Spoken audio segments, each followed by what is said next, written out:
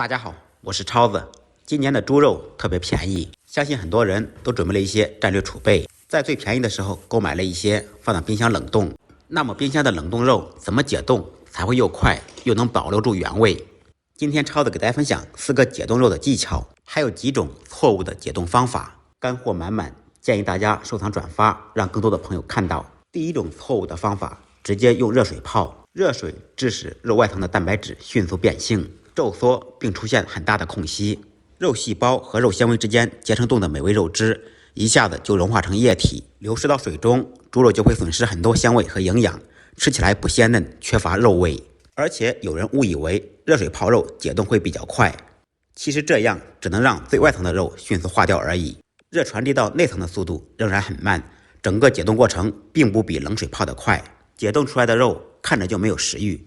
这种情况相信很多朋友都遇到过。第二种错误的方法，直接泡在冷水中。所谓的冷水其实也就是常温水，温度根据季节不同，可能在10几度到20几度左右。用冷水也存在营养流失的问题，而且用冷水泡过的肉口感和味道会变。冷水不像热水那样能够抑制微生物，容易让肉变质，让微生物大量增长，长期这样吃是很不健康的。还有一种错误的方法，就是用微波炉解冻。微波炉解冻虽然快，但是很容易出现局部过热的问题。由于微波穿透冰的能力大于水，而水吸收微波的能力大于冰，导致已经化成水的部分更容易吸收微波并继续变热，最后可能导致有的部位快熟了，而还是冰的部分却没有化好。这个问题同样很多朋友都遇到过。下面给大家介绍4种快速健康的解冻方法。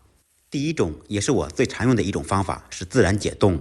提前1晚把肉从冰箱冷冻拿出来，封上保鲜膜，放入盆中，放到冰箱的冷藏室保存，这样既能快速解冻，还能避免串味儿。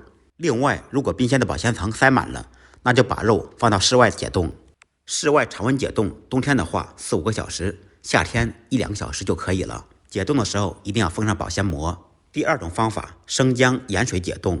盆中放入少许姜片，放入适量的食用盐，加入清水，水量要超过肉，用筷子搅拌均匀，使盐快速融化。盐水解冻肉需要半个小时左右就可以了，这是因为食盐降低了冰点，可以加速冰的融化，而且盐水解冻肉也不会滋生细菌，更加卫生。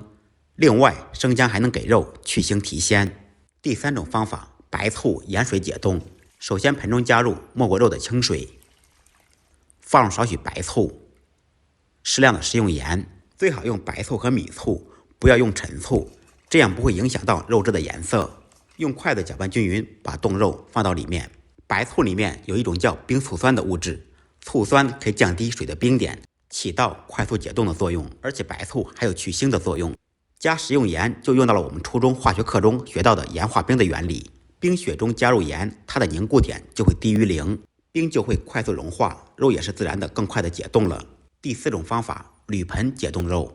把冻肉放到一个铝盆当中，接着再把另一个铝盆底部朝下，轻轻地压在冻肉上面。这种方法也可以快速解冻，这是利用了铝制品极强的导热性，把冻肉两端紧贴在铝上面，冻肉就通过铝盆迅速和周围的空气做热交换，不停的热交换后，冻肉就会在很短的时间内化开。